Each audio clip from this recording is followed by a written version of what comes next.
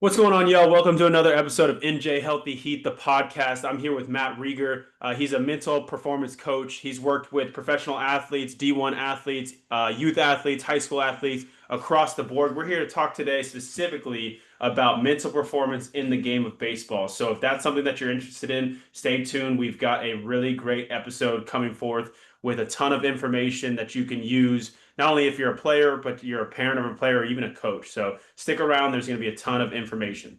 So without further ado, Matt, if you want to give a quick intro into who you are and maybe even a little bit about how you got into this field, this unique niche field that seems to be blowing up across all sports.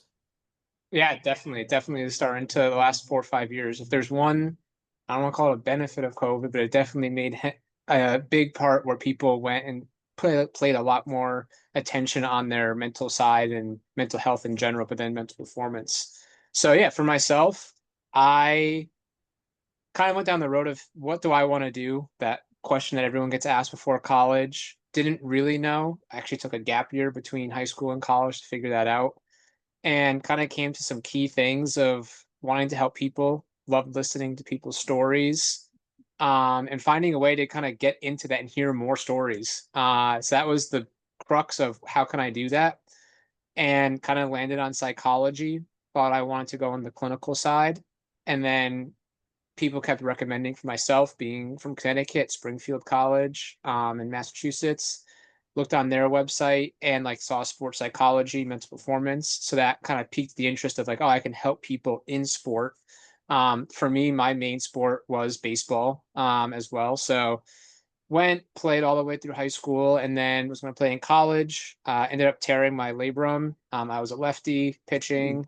So that went and kind of ended that where tried to play, but by the time that we were kind of back, I was back at least. It wasn't there where you were at the point you were before. So decided to stop there.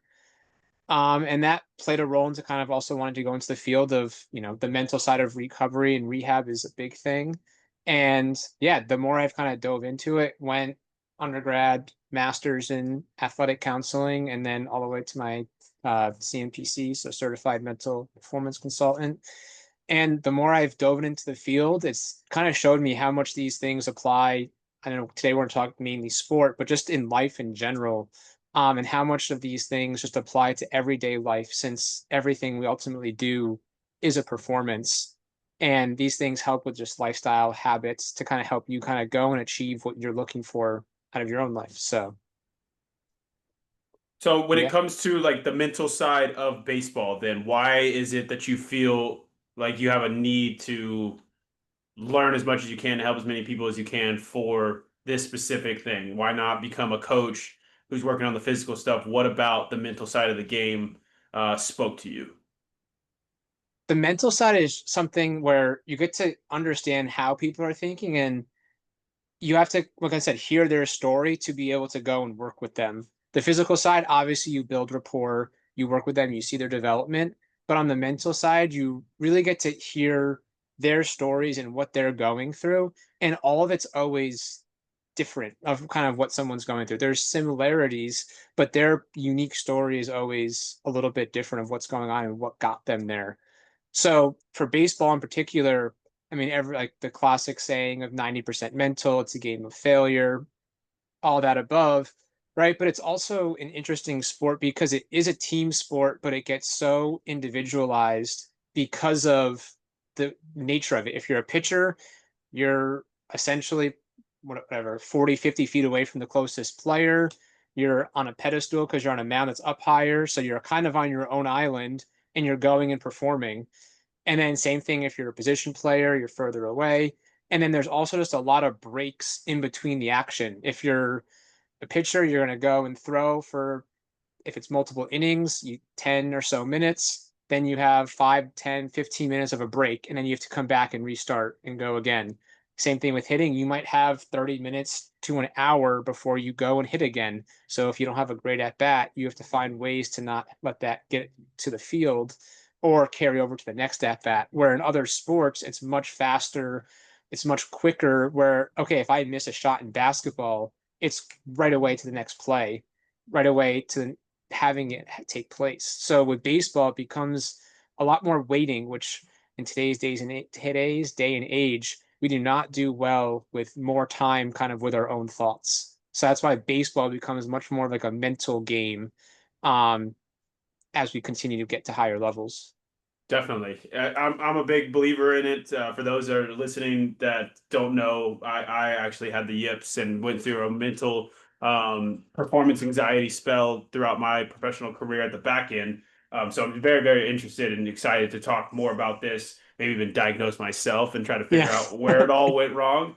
But when you're I guess when you're getting started with a kid, right, and a kid finally feels vulnerable enough to ask for help and say, like, look, I need somebody here. I know that something's not off in my mind. I do all the stuff in the gym. I hit well in the game. I throw my bullpens well, but when I get out there, I just don't know. Like, where does it all start? They come to you on day one. What does a conversation look like to understand who that player is, and how do you go about helping them? Yeah, so the first start, and I always tell them that this is going to be a collaborative process. I don't want to be the person to tell you what to do because they already have, especially if they're a youth athlete or even college and pro, like they probably have a lot of voices in their head already telling them what to do. And as human beings, we do not like being told what to do. So I tell them, I want this to be collaborative. I want this to be us working together. And I'm going to be asking you a lot of questions about what's going on. And some of them might be kind of dumb questions that are pretty obvious, but I want to get you to think about what's happening a little bit deeper because I'm big on a strengths based approach. So, like, they have the answer inside of them. We want to be able to extract that from them with them figuring it out for themselves to then be able to go and then create what they already do super well with routines or habits and provide a little bit more context to personalize it for themselves. So that first session is kind of understanding what's going on because, right, we have a lot of people, our parents, friends, family, coaches that probably someone says like, hey, I'm struggling with blank, and they already have the fix for it or how to solve it. So it provides them a space to be able to non-judgmentally just talk about what's going on and actually work through it in their minds rather than they say something and someone's like, oh, well, did you do this? Because that's kind of where it gets it separates it from what they normally experience. So that first one is really understanding what's going on and then helping them understand kind of how the brain's working in those situations. So, I mean, if we take, we'll call it anxiety as a big one that many people might experience, we're kind of understanding like, hey, what's happening? So, anxiety is the what of it. Then we want to see when it's taking place because now situationally different things might cause some of that anxiety. Then we got to figure out why it's happening, of what's why are they going and experiencing anxiety when they have two strikes on them? Where's their mind go? What's the situation or where's the situation? And then once we kind of can figure that out, now we can go into the how of how do we actually address what they're going through of like now strategies to be able to address that anxiety and then kind of use routines they already do, but provide some more context to those routines that can actually help them um, manage the anxiety and perform with it better. What is anxiety? Like in its most simple term, like what is it? Like I'm gonna go to the great Inside Out 2 of saying anxiety is trying to protect you and it's your brain trying to predict the future and plan for unknowns that could happen in the future. Um, so really anxiety is you trying to go and predict or be prepared for future events. So our mind is the only part of our body that could be in the past, the present, and the future, right? Our body's always in the present, but our mind can go everywhere. So anxiety tends to live in the future of what we're trying to predict. So if it's nervous about a test, right, you're predicting all the different outcomes that might be taking place. If you're pitching or starting the next day, it's like, well, is this pitch going to work? What if this pitch isn't working? If I don't have this one, what if there's a rain delay, right? All the scenarios and the what if questions is kind of where anxiety lives, that you're trying to almost produce an answer for any circumstance that can come up. And so where along the line of like a player's career do they really have you seen they start getting like performance anxiety? Like is it at a youth level? I feel like no, youth kid at the age of like 7 who's just playing in their backyard has any form of like performance anxiety, right? They're just having fun, hanging out. But somewhere along the way, and it's different from everybody, right? Mine happened to be at professional baseball for some reason. I could perform all the way through high school, college, and then once I got to professional baseball, maybe the stakes were a little bit higher. I started to get that anxiety. But where do you typically see like, oh, generally this is kind of the patterns of a player getting down the rabbit hole of performance anxiety? It's getting younger and younger. I'm gonna say as a safe answer, high school, like or like start of high school, but it's starting to creep younger and younger because players are now being put like more pressure is being put on them to make teams to get into certain schools. So it's starting to creep even more into like that middle school age. Like I mean, I've worked with kids as young as 7 on stuff. So like it's getting younger and younger. And I'm going to say the big piece of it is because so much is being put on status of what team you're on at a young age. It's not just playing to play the sport, but to like focus on outcomes of winning and execution and starting. So I would say puberty is typically like what we see in like research, but it's getting younger and younger because that we're kind of putting the pressure that you see at the high school and pro and college level at pushing it at younger ages of, well, so and so has to play really well to get into this private high school that can allow them to get to this better college. So it's getting younger and younger. So it's not like a set age, but it's pretty young now. Okay. And so it's all stemming from just like external factors of trying to perform and make, a team or make a lineup or anything. It's nothing like mentally that they're doing to themselves. Is that kind of what I'm understanding? Like it all is external. Environment's going to play a big role within it for sure. So that's where coaching, parenting plays a really big role in terms of how they're perceiving, we'll call it in air quotes, like success within it. If you're constantly praising getting hit, throwing well, winning the game, those things, right? We, as humans, we are going to repeat what we reward.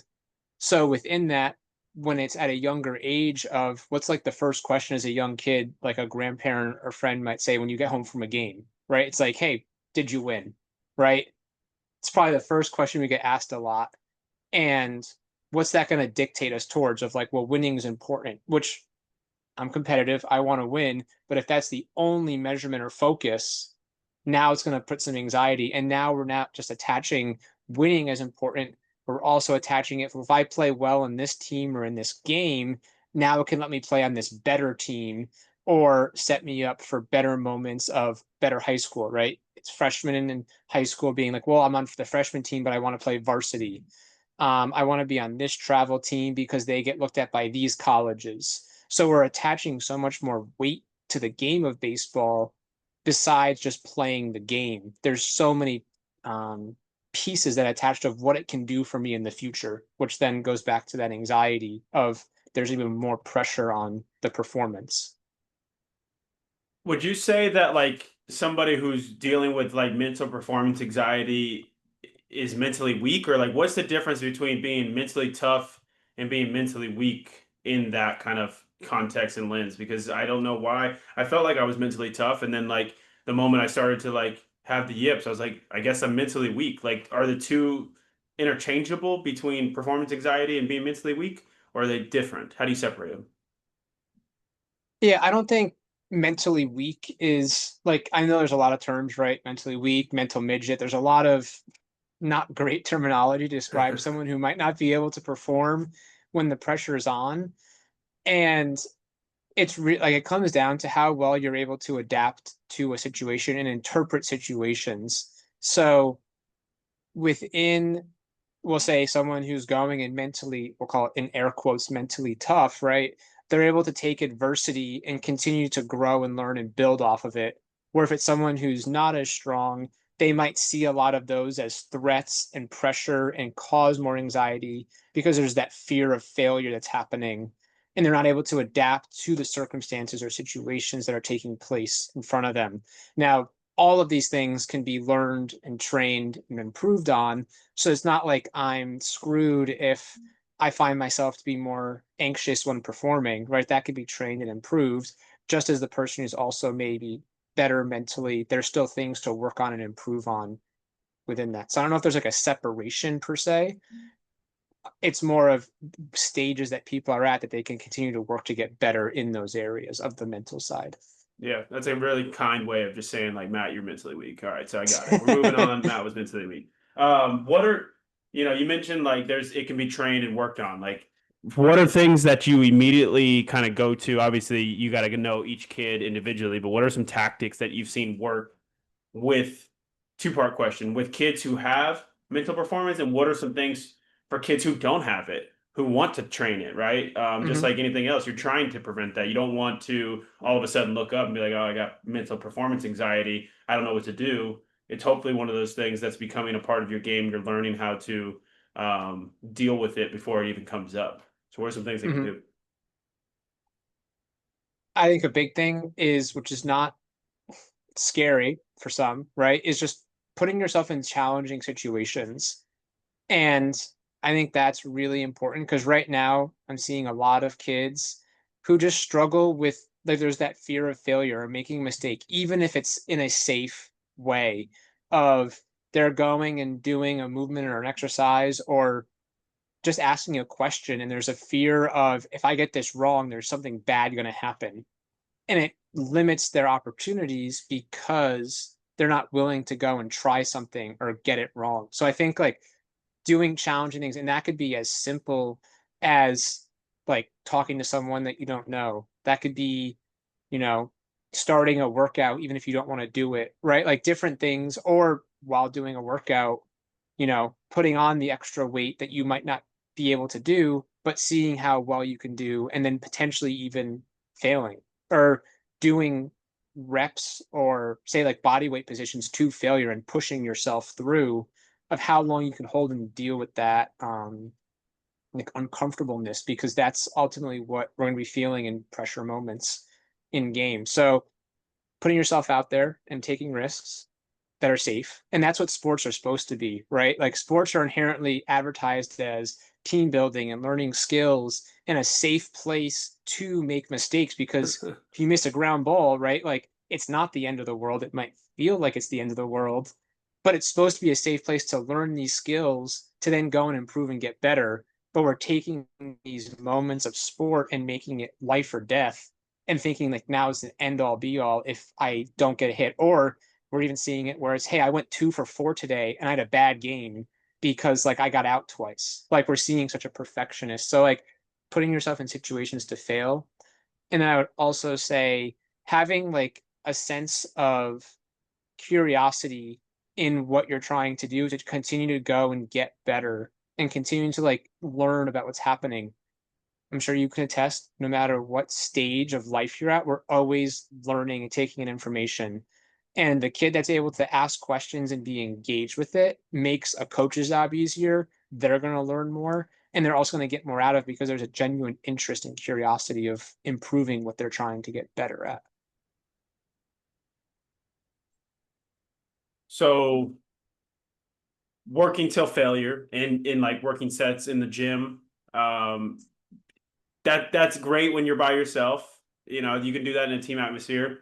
What about the kid who is at one of these, high-end high schools or colleges, and you're fighting for a spot and it's the fall and you don't really have that time to try and make, um, mistakes. You're fighting for a job. And so Right. like there is no safe environment in your own mind. How do you create a Right. space where you can like train and work on that? Because then you're ultimately just in a 365 year long environment of like I can't fail. Like, there is no form of me failing Mhm. here. Yeah. So this is where awareness of yourself comes into play. And that's why, like, for anything we do, self awareness is, I guess, another key or skill. that we can continue to work on, but we can then create what helps us go and perform well of things that are in our control. So I'm sure a lot of us, especially in the baseball community, have heard of like the sayings of like quality at bats, right? Like it's taking away hits, and some people smirk at it, some people love it, some people don't. So something I'll do with athletes if they're struggling to like define success is like we can define success in our own terms and definitions, right? Like essentially if we let other people do it for us, it's things out of our control. So it's Hmm. coming up with those things that help you perform, that are in your control, that you can do every single rep, and that's your marker of success. So if you're a pitcher, right, you might say like, hey, there's 3 or 4 things that really help me. It's, and this is very general things, nothing mechanical within it, right? But it might be like, hey, I want to take a deep breath. I want to get my sign. I want to find my target. I want to explode down the mound or rotate hard down the mound. And I want to throw it through the catcher, right? Very general, very basic, but something you can do on every single pitch. So now you have your checklist of a process that you do every single time. And then you can also reflect on it in between innings or after the game of like, hey, how did I do with this batter? Of and did I go and accomplish my checklist of things that I know helped me perform better? And now there's your controllable markers to then succeed. That, do they guarantee success? No, but it gives you the best and most likely chance of succeeding because you've done the work to find what those things are with your skill work, with your coaches, and all of that. I got a question from I put out on Instagram a couple like hey, what questions you want me to ask while I'm on the call with you. One of them that kept coming through is like when a pitcher's on the mound just getting absolutely rocked and you're just out there, nothing can go your way. I mean, dude, yesterday, what's today, Tuesday? Sunday, I was at the Brooklyn Cyclones game. I was there seeing one of my buddies. He was on the other team. He's the pitching coach for the Spartanburgers, the single A team for the Texas Rangers. And in like the 6th inning, it couldn't have gone any worse. I'm talking about they could not get out of the inning. Multiple pitching changes. Every dude that came up there throwing it over the plate, ball getting whacked. Like, if you're a pitcher, you've been in that situation. How is it that you teach pitchers or baseball players how to handle those types of moments? This is specific to to pitcher. Yeah, it's tough. And that's the piece where I kind of say stuff in mental performance and sports psych, the concepts of it aren't challenging. The consistency of doing them, though, is where the challenge comes into play. And I am not going to say that when you're getting your bells rung and crushed on the mound that it's easy to work your way through, because it is not. It is not at all. The thing I kind of say is the biggest piece is you have to have some type of way. I'm going to say the big word of getting back to the present moment, back to your, I'm going to call ideal state. So everyone has a state where their activation or like intensity is at their ideal. And we don't have to be there all the time, but we have to be there at least before we're about to deliver the pitch or perform. So as a pitcher, right, that's, you get your sign, you're about to deliver. You want to be at this ideal state for yourself, which once again, much harder because you only have 10 seconds to kind of calm down after giving up a big hit. But kind of using that as your like compass of, or like navigation of like, hey, am I too amped up right now? Am I, and which in this case probably too amped because you're not the happiest. How do I now calm myself down to then get back to this ideal state before throwing the next pitch? So I think that like awareness again of where are you, too high or too low, to then get back to where you need to be. Um, so I'll say like that's kind of the first like awareness piece. The next piece is then, well, how do you get there in terms of doing it? And that's going to be different for everyone. I typically want people to, I don't know, you hear the classic sayings of flush it or forget about it or move on. And like they're all great, but doing it's not easy. So we're not trying to alleviate or get rid of what just happened. We actually want to notice and accept what just happened. Because the more we fight and try and forget it, the more we're going to be taking up our mental load of what's happening and thinking about it because we're trying not to think about it. So, I mean, to kind of piggyback on that, then, like, how does somebody flush it? What's a process of flushing it? Whether it be an error, a strikeout, you just gave up a grand slam. I'll tell a funny story. The one time I gave up a grand slam, I was pitching in front of my like childhood idol, Cal Ripken Jr. was at a game. I was playing with the son, and they come in, and I give up. My buddy had just walked the house, and I came in and basically loaded. And I think the first batter hit the grand slam. And I'm just thinking, this sucks. And from that Yeah. point on, like the game was over. That's like, how do you get rid of that, knowing that, like, wow, worst case scenario did actually just happen? Right. So yeah, in the worst case, I kind of call it like three P's. So we want to process what happened, we want to get back to the present, and then we want to proceed.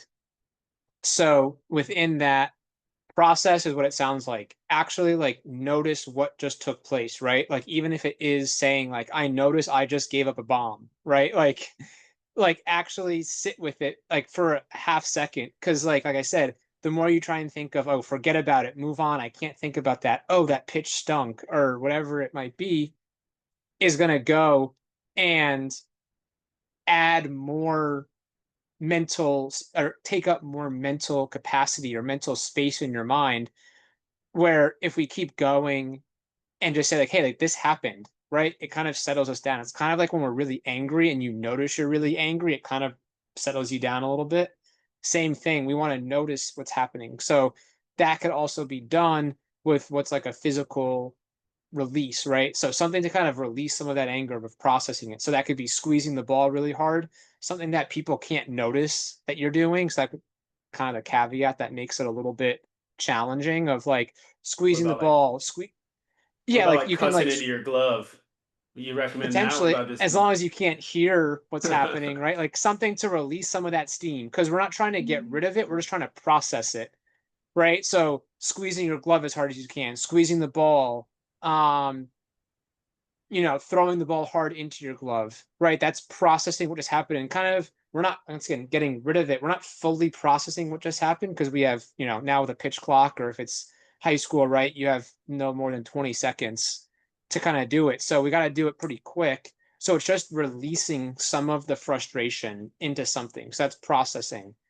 Then we want to get present. So we lived in the past. We want to bring it to the present of where we're at. So this is where we can use any one of our senses. Because once again, our body's always going to be in the present, but also the environment around us is always going to be in the present. And we connect with our environment through our senses. So when you hear someone say having a focal point, or um, whatever that might be, of seeing something in the stands, we could also combine senses of, you hear people say like, oh, I'm going to swipe the rubber and like swipe it away, right? But we're not just doing it as an action, we're doing it as also like a focus. Because if you focus on that one thing of actually feeling the rubber between underneath your foot or underneath your cleat, seeing your foot swipe across, right, we're very present in the moment. So got us to ourselves the present moment. And then we want to proceed, which is now the next step or next thing. So we processed, we're present, but now our brain is going to want to go somewhere because we haven't fully processed. So we have to give it a direction to go to, right? Because if we just, how many people say like, oh, I focus on my breathing and take a deep breath, but when I stop focusing on it, all the thoughts come back, right? So we have to give ourselves something to actually think about that's going to help us move forward or proceed with.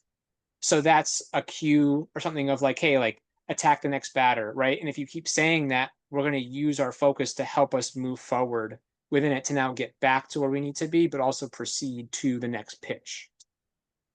Now, is that something that needs to be trained, or is that something that like you just inherently have, or some people have it, some people don't, some people got to work harder on it. I'm sure it's just like anything else, but if I'm not ever practicing that and then all of a sudden I give up the grand slam and I'm just like, oh, I heard this podcast and I think I should get in the Yeah. present moment, and like I'm like, well, this didn't work.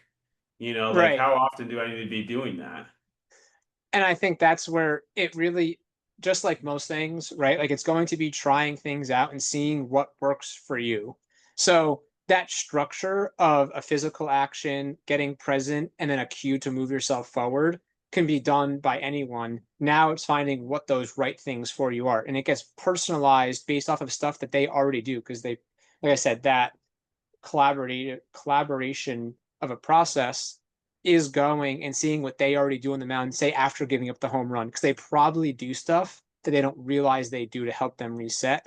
But now I just want to bring more intention to it rather than just like, casually swiping the mound, maybe taking a non-focused breath and then just trying to repeat again. Because also after the big home run or big hit happens or error, our brain starts running and wanting to move faster. So it's also an intentional way to slow ourselves down when our body wants to speed up and get out of it. So I guess to answer the question of like, is this for everyone? Can you work on it? It's more of having the knowledge of what to do and then practicing how you do it and what works for you is kind of the answer. So anyone can work on it, anyone can train it. Now it's knowing a process and kind of playing around with it to then be able to work through it. And then doing it in bullpens, doing it in live at bats or scrimmages, and finding what works.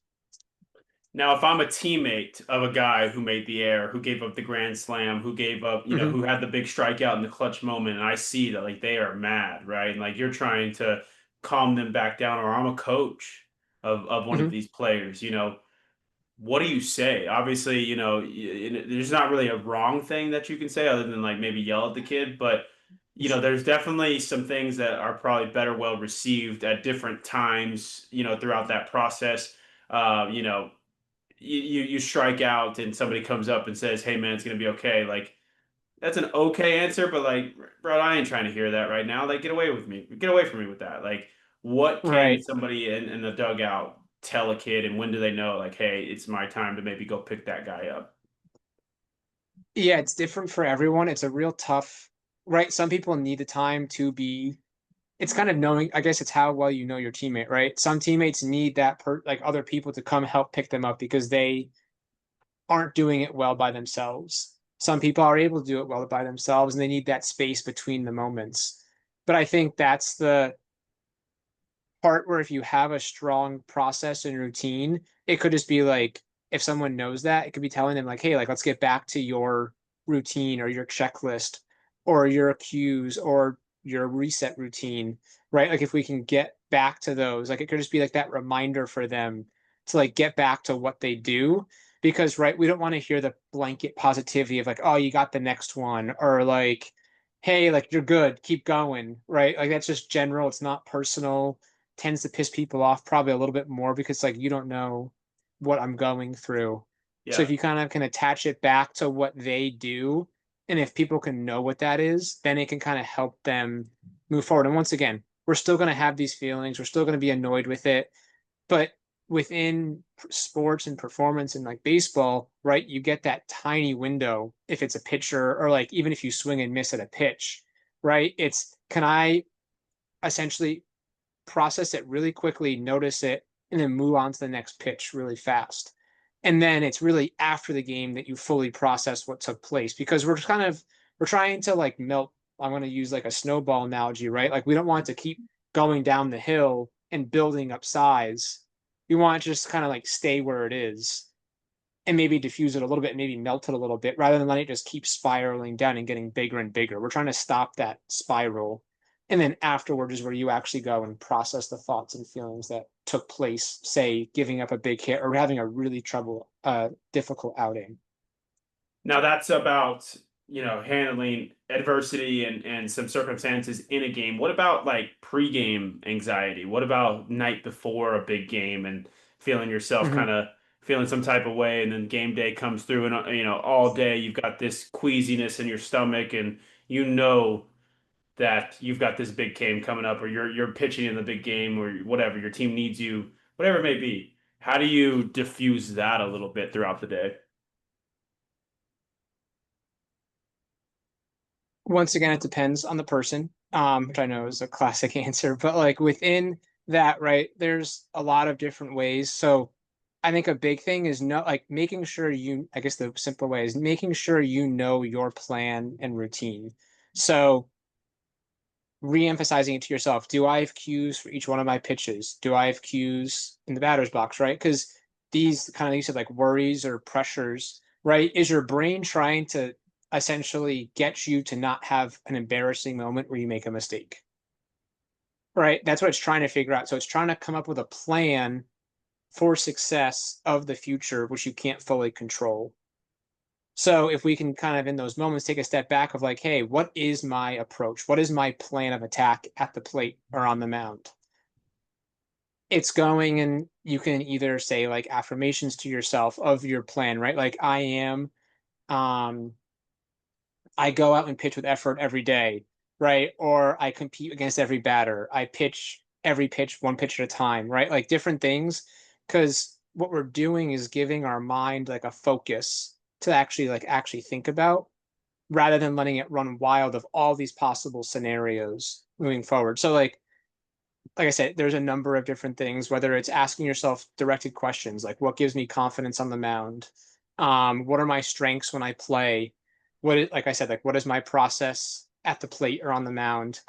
There's mental imagery, there's scripted meditation, right? It's all about what you need, ultimately leading up to kind of like that ideal state that I mentioned before that gets you to your ideal state by pitch one or whenever you need to perform. So if it's someone who needs to be calmed down, maybe it's breathing, maybe it's some affirmations.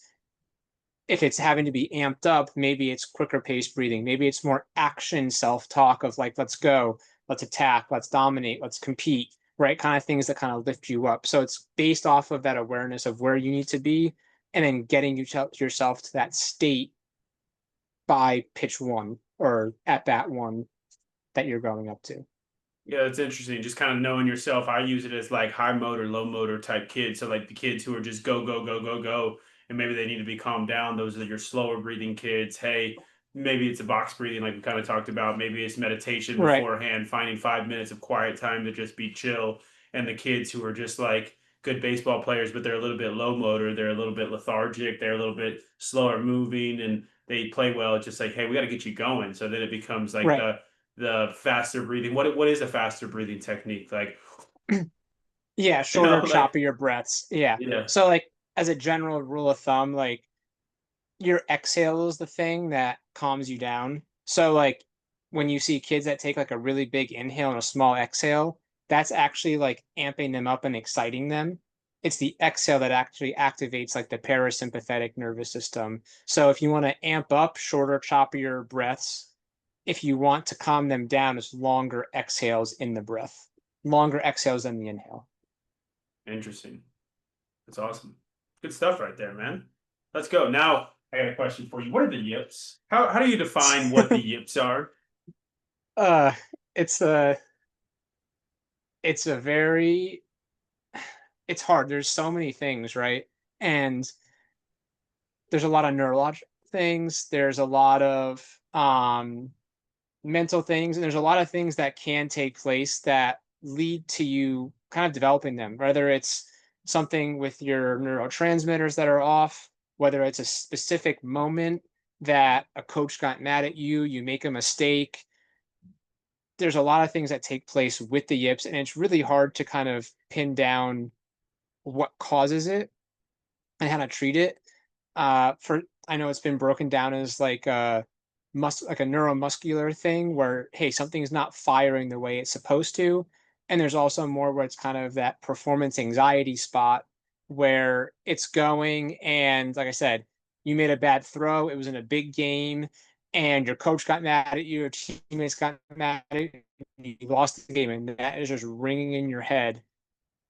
That can kind of cause the yips, and it's also just overuse, right? So and getting very like internal with your thinking. So kids going and a lot of stress, a lot of pressure, a lot of anxiety of what's going to happen, and thinking I have to try and control every movement of this throw or swing to then get the result, when in reality we want to be more like external with our focus than internal. So the yips are essentially, in a brief way, of like you're performing not at your best because you're over processing what's happening on the anxiety side. And then for some people there is more of like a dystonia, like neuromuscular thing happening that's kind of not firing the way it's supposed to because it got overused in a sense.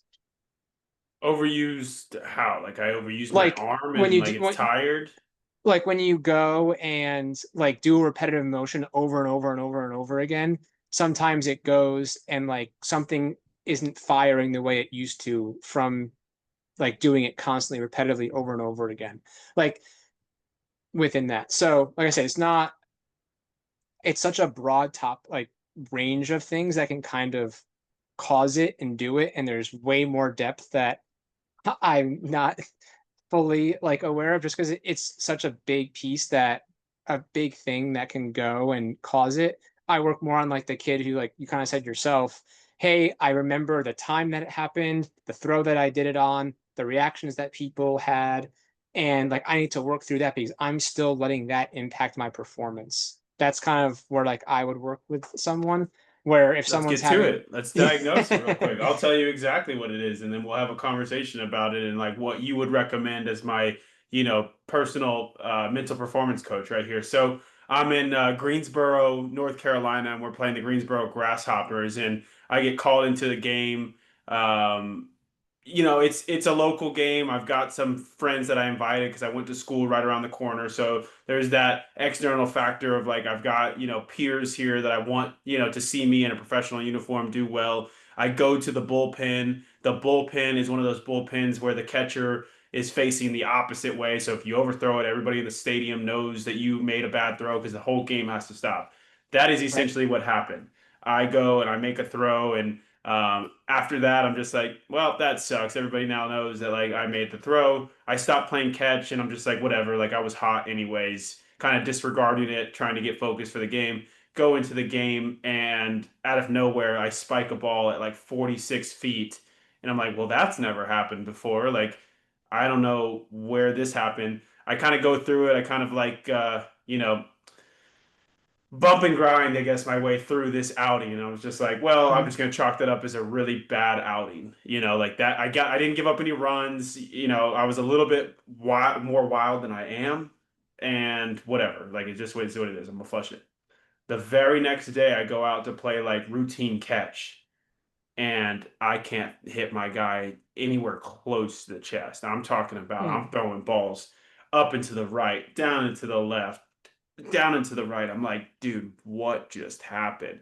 And then for the next, 2 months, I just bump and grind my way through the rest of the season. Mhm. And I never really figure it out. I end up playing catch in the bullpen prior to going into the game with it's called a throwing sock. I got to the point Mhm. where I didn't even want to play catch with my catcher before the game because there was no point. So I just threw it into a throwing sock and got myself warmed. And I was just like, all right, fellas, well, here goes nothing. And I try to like make a joke out of it for everybody because everybody knew I was struggling. But you Mhm. know, that's kind of my story. So how would you break down that? Because I'm sure it's similar to somebody out there listening to this, Mhm. just getting the yips and don't know how to play catch anymore. Right. So I'm like I said, it's going to be quiet. So I'm going to ask you a couple more questions based Go off ahead. of Yeah, get with me. that. So when common things that people kind of report is sometimes like numbness in the fingers, like not feeling like the arm feeling like a noodle, or like very like just disconnected from the body. Um, any of that take place? Yeah, couldn't feel the ball come out of my hand. Like it would just Okay. like zoop. It would just like Yep. I would use the term yip. It would just yip out of my hand. I'd be like, well, that's not normally what happens. And then sometimes I would feel myself just like hold on to the ball way too long. I'd be like, well, I normally release it here, and for whatever reason, my body's not letting it go. And now I'm like Right. short arming it and yipping it into the ground. Right. Okay. And then when this was happening, so we'll say, were you more internally or externally focused? So internal is like what your body's feeling like, your thoughts, your feelings. External is like the environment around you. I think external, I think it was more so like, dude, this maybe it's internal. I don't know. I'm gonna explain it to you and you tell me what it is. I was like, dude, this is super embarrassing. Like, I'm a professional athlete. I'm getting, on a field with other professional athletes, and I can't even pitch. I'm hitting guys, their livelihoods are on the line because I can't throw a ball. These guys behind me are probably snickering. The coaches are probably like, well, we can't use Matt. He can't throw a freaking baseball. That I know that's getting reported up The fans don't, and I'm thinking about the thousands of fans that are just like, what the hell Mhm. am I watching? And so I would say that's how I felt. Now, I don't know if that's external because I'm worried about the external people, or if that's internal because those are the thoughts going on in my head. So how would you say More that? internal because those are that's like the pressure you were putting on the throw itself. Okay. So like that's like the internal thoughts, or like the pressure of the throw that you were about to make, and then putting all of the weight on that throw itself. Yeah. Um, and then But it were wasn't there every any? throw. It wasn't every That throw. was my That's next. like That the was my next question. Were there certain pitches that you were able to throw fine? I threw sliders perfectly fine, and there were times when I would feel good and I would start to have my fastball command, and then all of a sudden a pitch would come by and I'd be like, all right, don't think about that pitch. Like that was just one. You've thrown five really good ones. That was just one. And then I would throw another one. I'd be like, God dang it, Right. dude. Like, what's happening here? So what made the slider a good pitch? Like what made the slider? Like what were you focusing on the slider? Still just grip it and rip it. And then at one point it was just like an overconfidence of like, I literally can throw this because I literally have to throw this because this other pitch is no longer usable for Right. me. And so this pitch works and I know it works and I'm just going to keep going. So I just got way more confident with that pitch because of the lack of confidence in the other pitch. I feel like Okay. the scale tipped. Yep. Okay. So with the slider, are you much more focused on like the sense of the ball on your fingers because you are like ripping off the seam more? I mean, I had more of a focal point, I guess. Like every time I throw a slider, I was throwing it to a right-handed hitter. I throw it at his Hmm. front hip, or his belt buckle, depending on if I wanted it in or out. Hmm. And so I feel like I had more of a specific spot as opposed to my fastball, where it's just like I'm trying to throw it through the catcher and I'm just trying to throw it at this Right. vicinity. Okay. Yeah. So like right there, once again, in a quick 10-15 minute answer, Yeah, there you go. right? Like Yeah. right, like right there, when you go, and something I'll do, right, is like have someone look at a specific spot, right? When you're really dialed into that, where our mind can only focus on one thing at a time, right? So if we can use that to our advantage, when you were locking in on like the belt buckle, or like you said, the righty's hip, right? You were setting your target on that one spot, but you probably weren't thinking too many other things other than like get it there, right? So that's how having an external focus, letting your body kind of guide the way, and that's more of the naturalness that comes with the throw, letting your body just lead you there versus trying to like have a more broad focus. Right now, like I can look out in front of me and still talk to you but not be like fully locked in on something. It can let my mind wander a little bit, so it allow that kind of can allow you to start thinking about mechanics, the pressure of the moment, friends there, spiking the ball, people's livelihood. But if you're really, really locked in on like one specific thing, right, and it's external, now you're just letting your body move to that position and move more naturally. Versus if I'm trying to think of like, okay, I have to get my arm up, I have to be on time, I have to rotate, I have to whip through, I have to get it to the catcher, right? Like a lot of things, it just lets you naturally move in that direction rather than force your positions to get to that spot. Does that make sense? It does, and I just feel, I don't want to get too long-winded with this because, Yeah.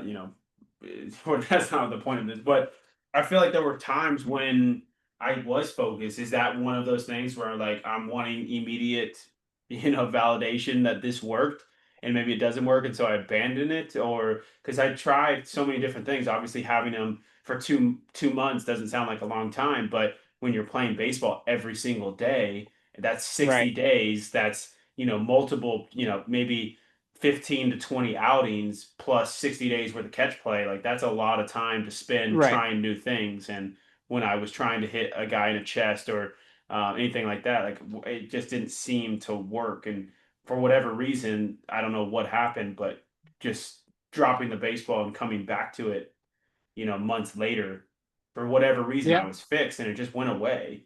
And I Right. still performed. I still had to go down to Mexico and pitch in front of thousands of people and play on a professional baseball setting and play catch with professional athletes. I don't know where Yeah. I that guess. Yeah. the other question I guess I would have is like when trying to throw the fastball, did it feel like there was so much open space to go and like hit the spot where you can like throw it anywhere, or too small of a space where it was so narrow that it was like I have to be perfect? It definitely perfect, man. It was just like, Okay. look, it was like, if I don't hit this guy, look at all this space behind him in which that ball can go. Like, and then at Okay. one point, I'm standing on the mound. I was like, how does anybody do this? Like, how does anybody throw this Right. ball straight to this catcher without throwing it in all of this open space? Right. So that's where potentially doing some like drills of like almost like a camera. I know like now phones are the camera, but like almost like looking at something and like starting out broad and then trying to like almost like a camera would like zoom into like a specific part of it. Because now like right, we're closing the possibilities of where the ball can go.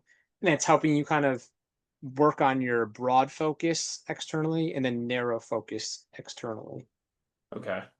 So yeah, I've seen some stuff at like I trained at the Texas baseball ranch. They had these like circle nets, big old circle nets that you could throw to, and then as the ball got closer and closer, the net kind of narrowed in smaller and smaller, and there was like three sections worth of net. So first round, I guess I could have thrown through that big net, and then once I felt comfortable through that, insert the second net, so it has to pass through two, then finally insert that third where it has to pass through all three. Right. And that's the Yeah. thing, like with it, it's all personal for everyone, right? Some people it's imagery, some people it's breathing, some people it's the feel of the ball out of the hand that like they get it. Like that's why I asked about a certain pitch. Like it's ironic, but the people I've worked with have found that they're able to still throw their slider because there's like a certain feel with the ball off of their hand on the slider that they're able to like get and repeat. And that's also what they lose with the fastball is they don't feel the ball as well in their hand, so like the slider actually puts more emphasis on like pressure points, so like they actually feel it more of the ball coming out. So Mm. yeah, different for everyone. But a slider's pitch that people at times, not everyone, I found with the yips are able to throw consistently even with it. And like that's like their go-to pitch because like I said, like they're focusing of like this hard rip off of the ball to get the slide or sweep that they want. Yeah. Last question here.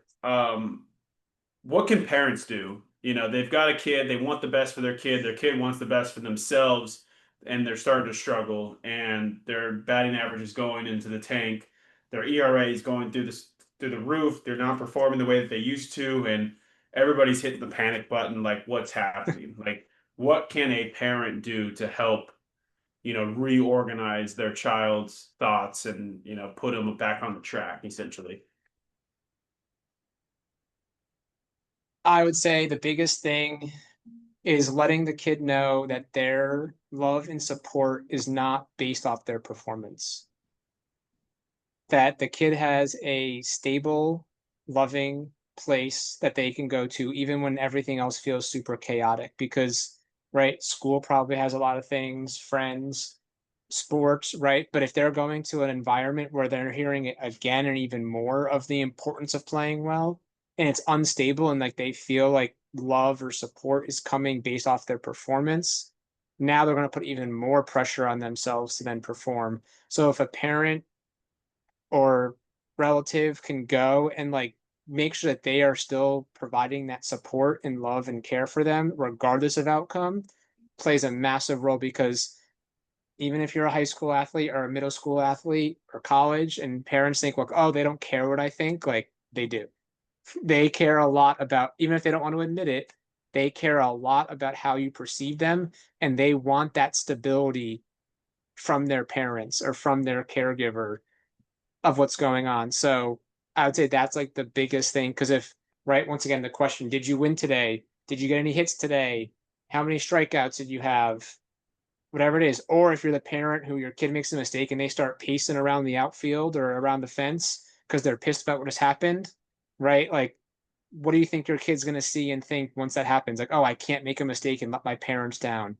Or it's the my parents are spending so much money and I'm not playing well. I'm wasting their time and their money. So it's like showing that you are doing that because you care for them and you want them to do it for themselves, I would say is the biggest piece of advice because that stability piece is going to help them perform because a lot of kids unfortunately kind of come and say like, yeah, like I don't want to let my parents down. And that's middle schoolers, high schoolers, college athletes, whoever that is. saying that. So like for parents, the note is like your kids do care and see how you respond to their performance. Man, you dropped a ton of great information, a ton of great knowledge today. I really appreciate you taking time and going through this. There's a lot of families and kids out there who you probably just helped. Um, yeah. So where can people learn more about you? Where what are your social media tags? How do people follow you? How do they get in contact with you?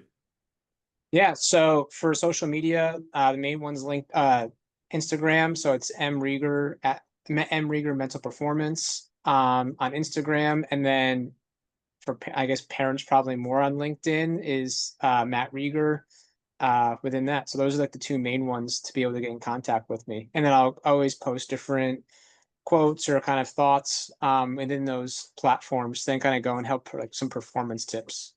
Great. If you guys are listening to this on any form, Spotify, Apple Music, YouTube, I'll drop his links in the comment section, or I guess the description section. You can follow him there. Any last words for anything here? No, the mental That's game it. is an important piece. So make sure you're training it just like all the other tools. And I appreciate you having me on.